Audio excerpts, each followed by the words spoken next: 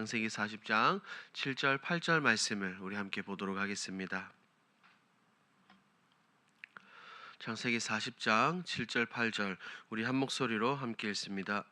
요셉이 그 주인의 집에 자기와 함께 갇힌 바로의 신하들에게 묻되 어찌하여 오늘 당신들의 얼굴에 근심의 빛이 있나이까? 그들이 그에게 이르되 우리가 꿈을 꾸었으나 이를 해석할 자가 없도다. 요셉이 그들에게 이르되 해석은 하나님께 있지 아니하나이까? 청하건대 내게 이르소서. 아멘. 오늘 우리가 함께 읽은 이 창세기 40장 5절에서 15절까지의 배경은 요셉이 감옥에 있을 때의 사건을 이를 그리고 있죠. 그때 바로의 술 맡은 관원장과 떡 굽는 관원장이 꿈을 꾸고 근심을 합니다. 그때 요셉은 하나님께 받은 지혜로 그 꿈을 해석해 주는 사건이죠. 오늘 본문을 더 깊이 한번 살펴봅니다. 내용 관찰 1번입니다. 두 관원장이 꿈을 해석할 자가 없다고 하자 요셉은 어떤 답을 합니까? 이 감옥에서 이 두 관원장이 꿈을 꿉니다. 그리고 나서는 꿈을 해석할 자가 없다고 하자 요셉은 다름 아닌 이렇게 고백하죠. 해석은 하나님께 달려 있습니다 라고 말입니다. 꿈 해석은 자신의 능력이 아니라 전적으로 하나님께 달려 있다라고 고백하며 하나님께서 주실 지혜를 의지하겠다고 요셉은 그들에게 대답한 겁니다. 2번입니다. 요셉은 꿈을 해석한 후 술 맡은 관원장에게 무엇을 부탁합니까? 요셉은 그들의 꿈을 해석한 후 특별히 술 맡은 관원장에게 자신을 기억하고 바로에게 말해달라고 이야기를 합니다. 요셉이 이렇게 이야기한 것은 다른 거 아니죠. 억울하게 갇힌 이 감옥에서 나갈 수 있도록 도와달라고 그가 부탁했던 겁니다. 이 부분은 연구와 묵상에서 조금 더 깊이 다뤄봅니다. 연구와 묵상입니다. 요셉은 왜 술 맡은 관원장의 꿈을 해석한 후 그에게 자신의 석방을 부탁합니까? 요셉은 그의 꿈을 해석한 후 그에게 자신의 석방을 부탁을 했습니다. 요셉이 이렇게 한 것은 다른 이유가 아닙니다. 그는 여전히 이 감옥 안에 억울하게 갇혀 있기 때문이죠. 현실에서 벗어나고자 하는 요셉의 간절한 소망이 있었기 때문입니다. 요셉의 삶을 살펴보면 그는 지금까지 어떠한 삶을 살아왔습니까? 형들에게 버림받아 노예로 애굽에 팔려왔죠. 그리고 보디발의 집에서도 그는 있는 최선을 다해 충성을 다했지만 억울한 누명을 쓰고 지금 현재 감옥에 갇혔습니다.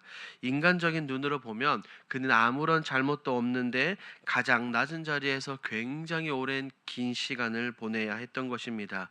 그래서 그는 회복될 관원장에게 나를 기억하고 바로에게 말해 주십시오라고 부탁한 것은 어쩌면 당연한 마음이었습니다. 여전히 억울함 가운데 자유를 갈망했기 때문입니다.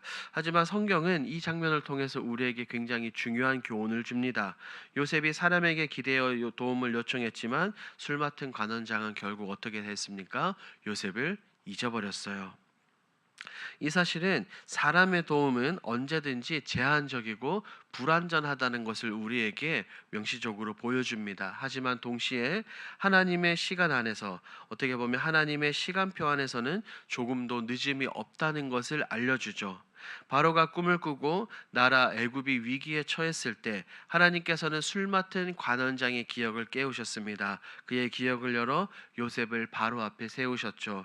결과적으로 요셉의 석방과 총리가 된 것은 사람의 말 한마디가 아니라 하나님의 철저한 계획과 하나님의 때에 의해서 열리게 된 것입니다.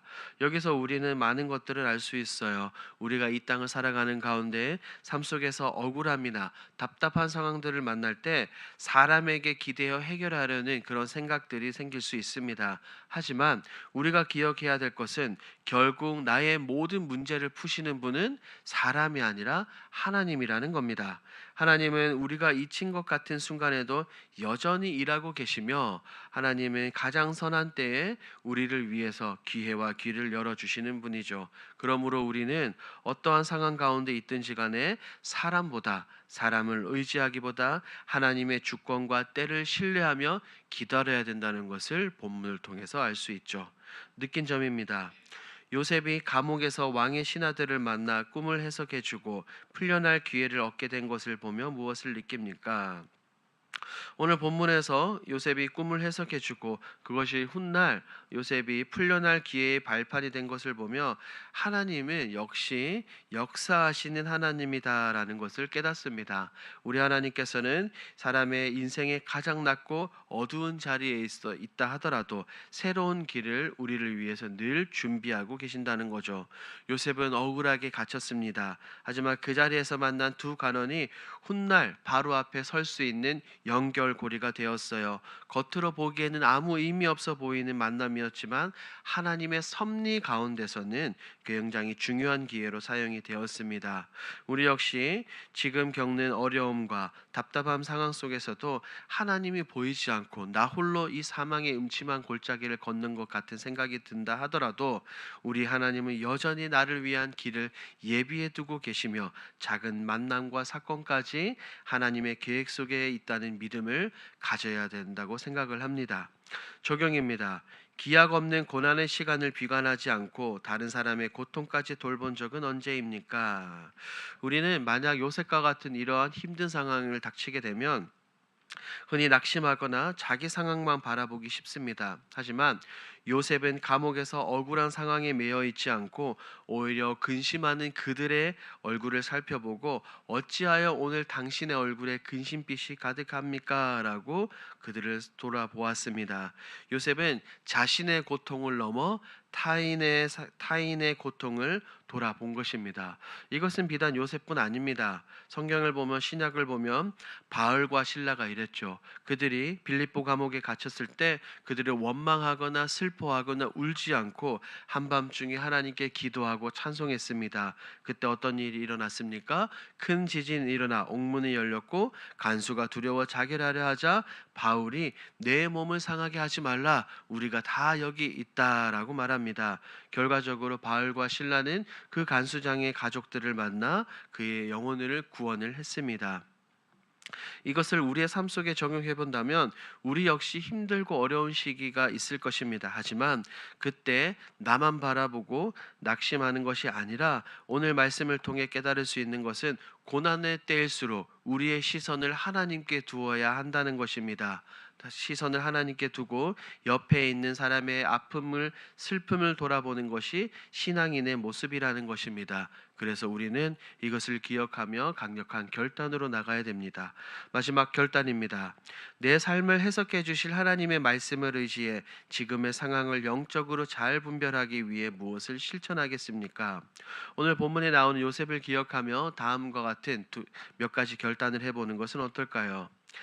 첫 번째는 내 삶을 해석해 주실 하나님의 말씀을 의지하기 위해 말씀 묵상의 시간을 반드시 지키는 것입니다. 이것은 내 앞에 닥친 눈앞의 상황만 바라보고 낙심하지 않고 조급해하지 않고 오직 하나님의 말씀을 통해 우리 현재의 자리와 사건을 영적인 시각으로 바라보는 것입니다. 우리 인생의 모든 문제에 대한 답은 하나님이 주시는 것이죠. 하나님이 주시는 그 답은 하나님의 살아계신 말씀 안에 기록이 되어 있습니다. 더불어 기도 가운데 말씀을 직접 삶에 적용하는 훈련을 해보는 겁니다. 단순히 우리가 힘들 때 말씀을 읽고 끝내는 것이 아니라 이 말씀을 삶 속에서 적용을 해보는 것입니다. 하나님께서 우리에게 무엇을 말씀하시는지 깨달으며 하루의 선택과 행동을 말씀으로 분별해 보는 것입니다. 이렇게 할 때 요셉이 하나님께 받은 지혜로 다른 사람들의 꿈을 해석했던 것처럼 우리도 하나님의 사랑과 하나님의 시선으로 우리의 인생을 바르게 해석하며 다른 일을 도와줄 수 있을 것입니다. 오늘 하루 이것을 기억하시며 우리의 삶 가운데 모든 것을 실천하시는 저와 여러분들이 되길 우리 주님의 이름으로 축복합니다. 아멘. 오늘 들은 말씀을 기억하며